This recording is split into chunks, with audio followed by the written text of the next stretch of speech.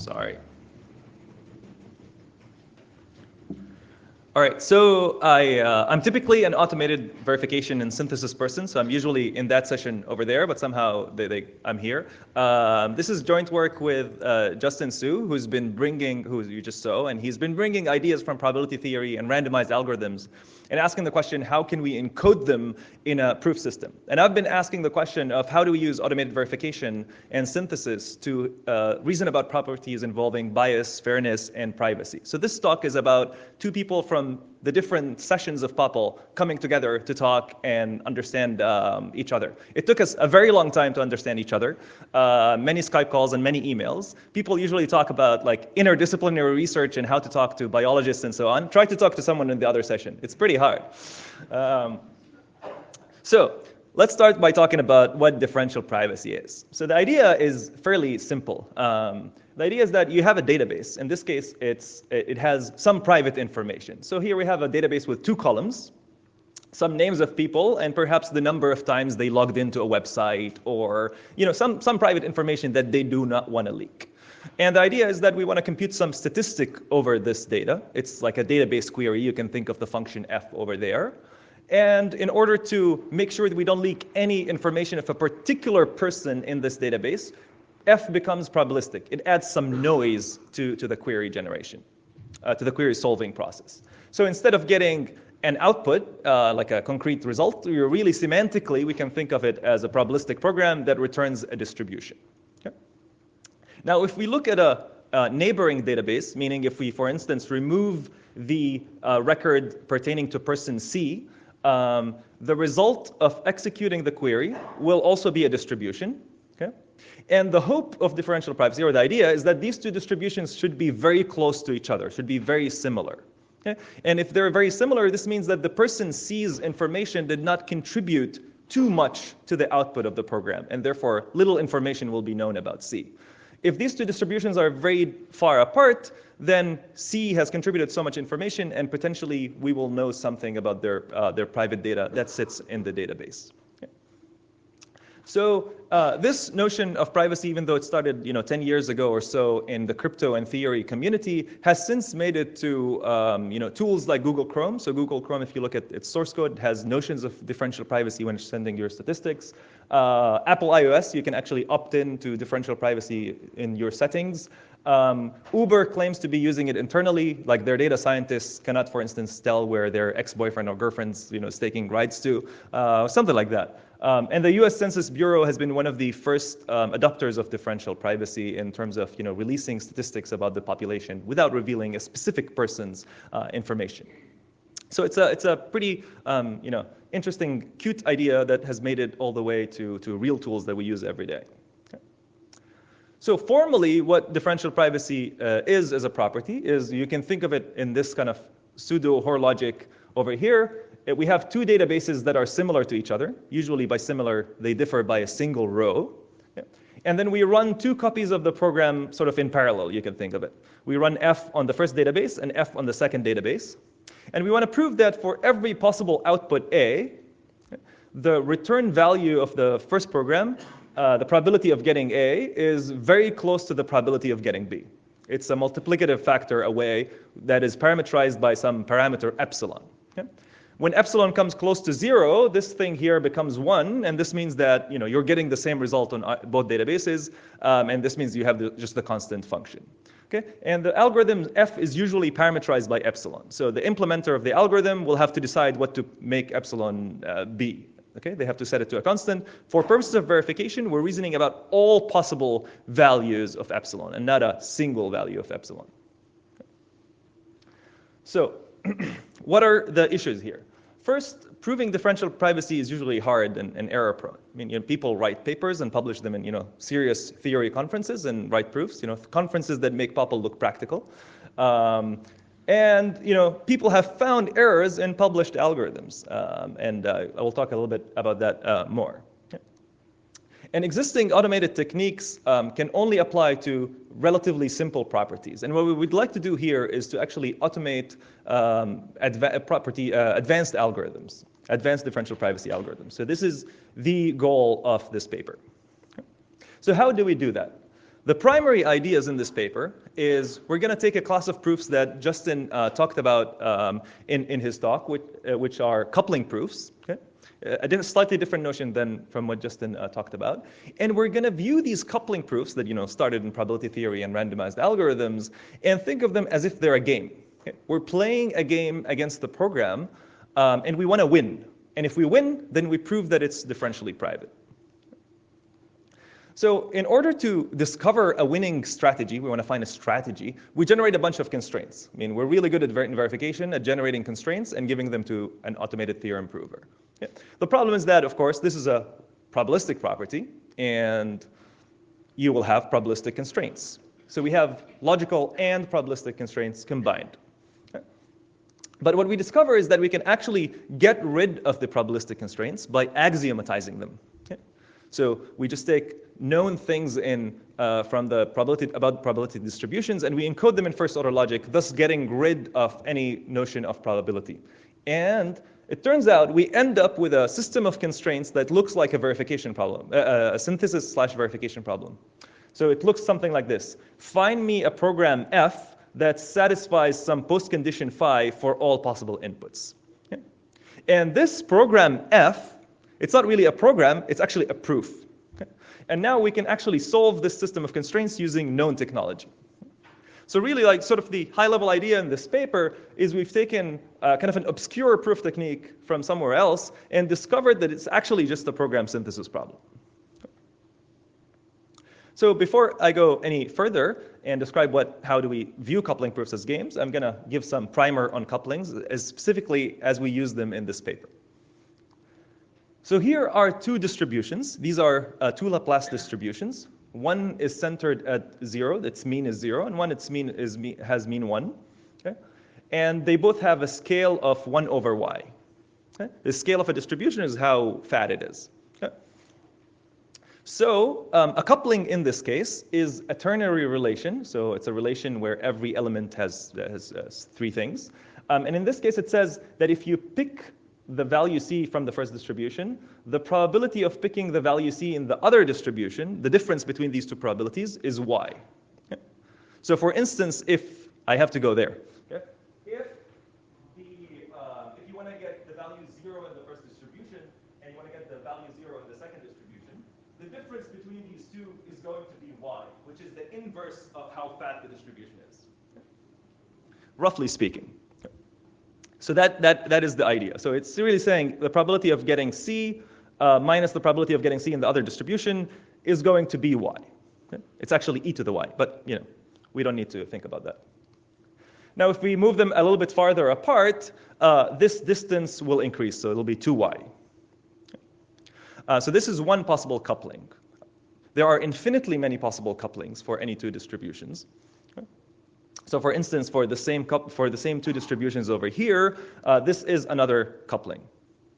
So this one says that if you pick C in the first distribution, any integer C, and then you pick C plus 1 in the other distribution, the difference in the two probabilities is going to be 0, okay? Because the mean of one is shifted to the right of the other by 1. Okay? So they'll have the same probability. So that is the notion of a coupling that we use in a paper. It really couples, meaning takes 2 points in the two distribution and says what the difference between them is. So now that we've learned what a coupling is, let's play the coupling game. Okay? I have only one game for you, and it looks like this. This is an algorithm from the literature. It's called report noisy max, which is a very simple algorithm that says takes a bunch of queries and runs them. Each query returns an integer. For instance, one counts the number of people in a medical database that have disease A. Another counts the number of people that has disease B and C and D and so on.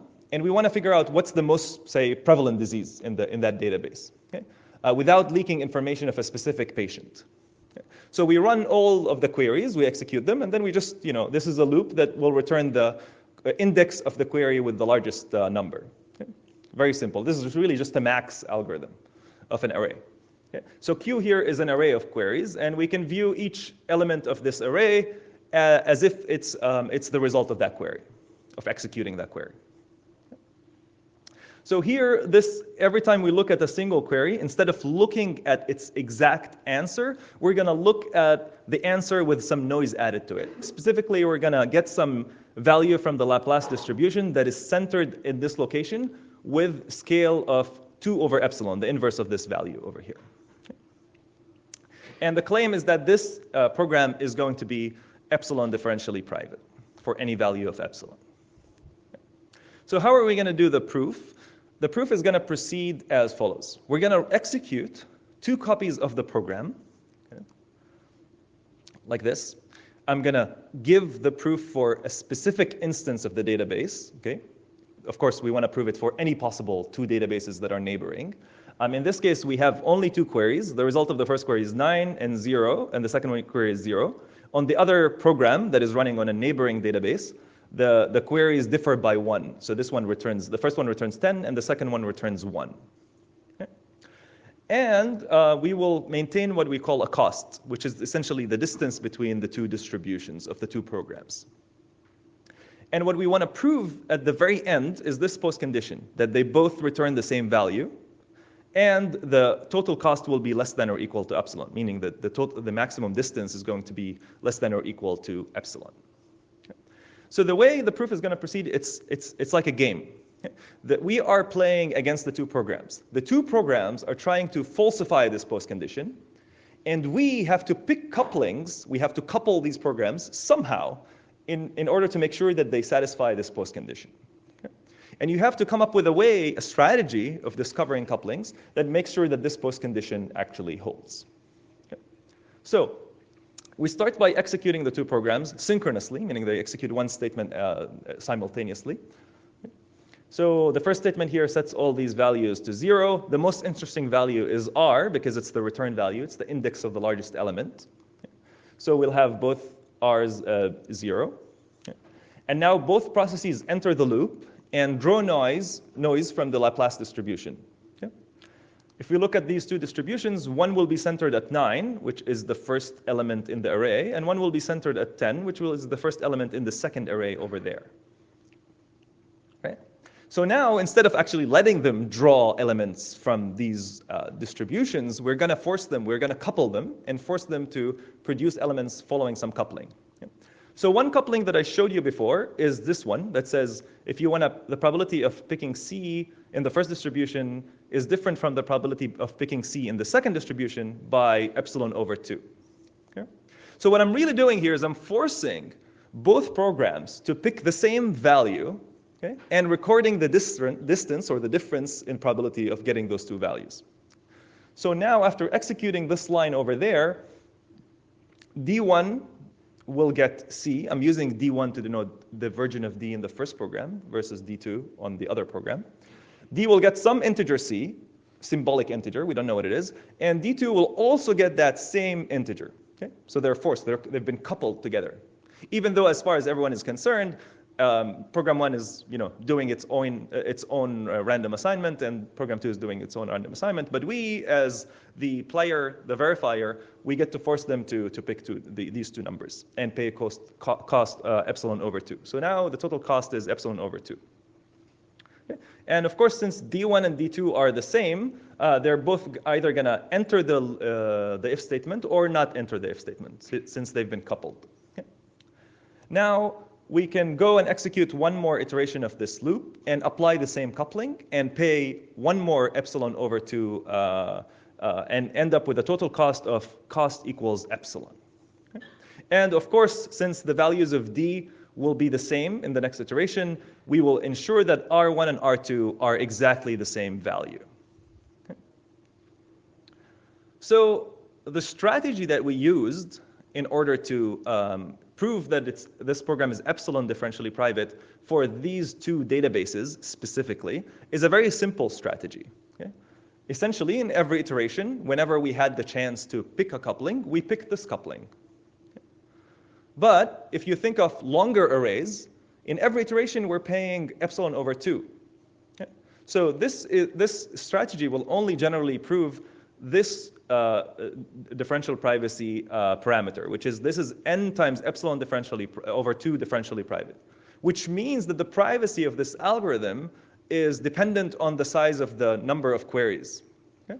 We don't want that. This is actually a much stronger, there is a much stronger definition that we can give, which is that this algorithm is epsilon differentially private and not dependent on the number of queries that we're running. Okay? So in order to win this game for any possible databases, there's a more expressive strategy, a better strategy, that looks like this. We're only going to pay epsilon in a single iteration, and then in all other iterations, we're going to use a coupling that gives us zero cost. Okay? Now, the question, of course, is when do you play the first coupling and when do you play the other coupling? Okay? We have to pick a single iteration. I'm not going to go through the details, but essentially you have to figure out a way to play the first coupling judiciously at only a single point and pay epsilon once and for all in only a single iteration. So the way we think of these coupling strategies or winning strategies is essentially as a program. It's really a program of this form. If some condition, use the first coupling. If another condition, use another coupling. Okay? It's almost like you're playing chess. You look at the board, the state of the board dictates the next move or strategy that you play. Okay? So this is the kind of proof that we are looking for. Okay? So the first contribution of this paper was to view this problem as a game. Okay? And once we view the problem as a game, we can actually generate constraints that we can solve whose solutions are actually proofs like this. So going back to this program, we can generate a set of constraints. I'm going to kind of go through this a little bit fast, but the idea is very simple and well known. We're just going to be generating horn clauses, and that we can, for instance, give to an SMT solver or a horn clause solver that is out there. For instance, at the beginning, we know the invariant at line number 1 in this program, where S denotes the state of both copies of the program. The invariant will ensure at the beginning that the queries are at most different by 1 at every location in the array.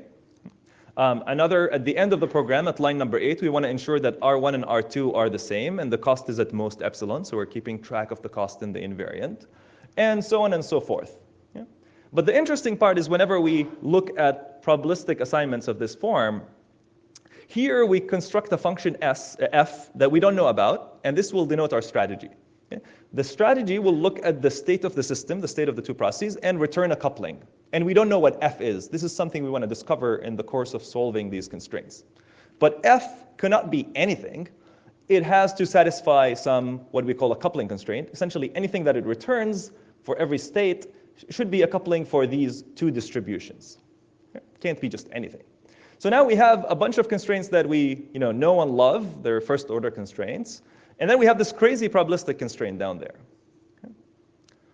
And this is really stuff that we can give to an SMT solver, but this is just LaTeX. And as far as I know, SMT solvers don't accept LaTeX. Okay? So what we want to do is get rid of this LaTeX and turn it into actual logic. So what we discovered is we can just take this and axiomatize it as a formula phi in first-order logic that restricts the kinds of couplings that we can discover, but is rich enough to include pretty much all the couplings we saw in the literature and even more.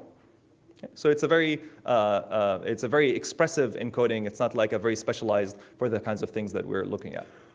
Okay?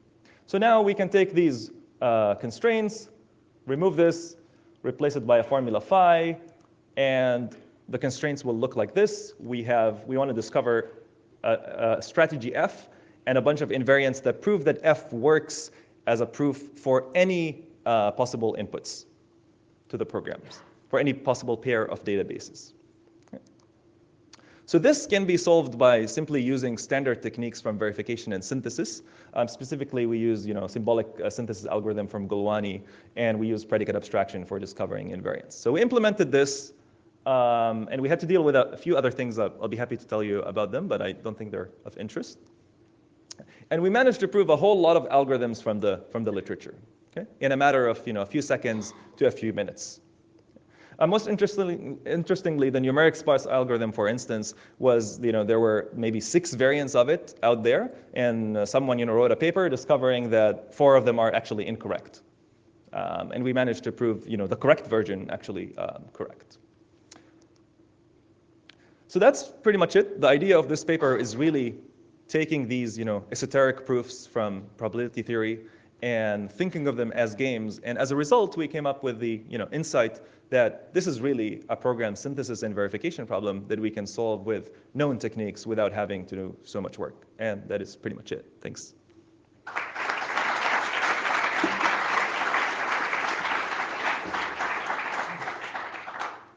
you very much. Thanks. We have some questions?